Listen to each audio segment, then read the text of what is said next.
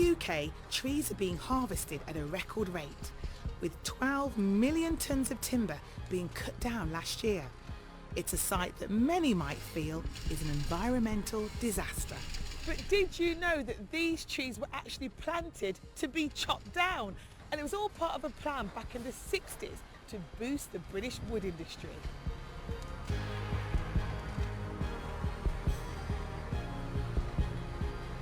Realising that we were going to run out of timber supplies, the government gave tax breaks to landowners if they planted trees for harvesting. Now, more than 50 years later, and production is at an all-time high. Here in Lockerbie, the timber is used in anything from building homes to sandwich packaging.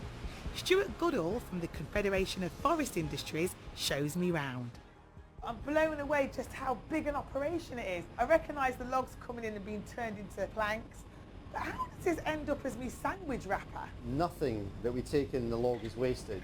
Every log that comes in is scanned, and the technology here identifies the maximum number of pieces of sawn timber that we can get from that log. And then the bits that aren't used will end up going to produce board, which is in the kitchen, or even into the sandwich wrappers that we have when we go to a store.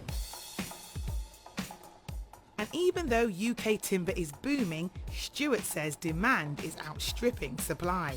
We're still only providing 20% of the wood products that the UK consumes. 80% is still imported.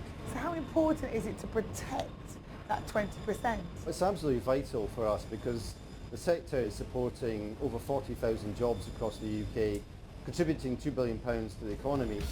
Forestry Commission forecasts show that while production will rise for the next 10 years, it will be in decline within 15, with potentially damaging results. Mills like this, which are huge local employers, will be competing for a diminishing supply of timber. Therefore, it's vital that we plant new forests to give us the supply for the future.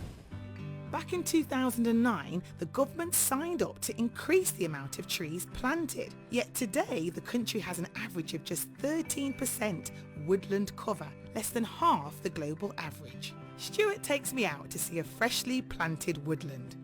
Andrew Vaughan is the district forest manager. Trees as far as the eye can see, Andy and Stuart. How many trees are here? There's 1.2 million trees on this site, Trish, over about 480 hectares, so it's a big site. You might think planting trees would be a simple affair. Far from it. These days, woods aren't just planted, they're designed. The problem for us as an industry is getting permission to plant the trees. And what we're finding is it's taking an awful long time to do that. We have had a case where it took 2 years and we went through 19 different versions of the design. The landowner was getting very frustrated with the whole process. Back in the 60s, they had a plan to plant all these trees and we're benefiting from it now. Why can't we just have that easy process now, Andy? Well, in the 60s, you would apply for permission on a single side of A4 paper. Now we'd be talking a 100,000 word report. And we'd have consulted with perhaps 15 or 20 different organisations. It's got out of hand and it's out of control. The Forestry Commission told us they spent £71.8 million last year helping people plant, manage and improve forests in England and Scotland.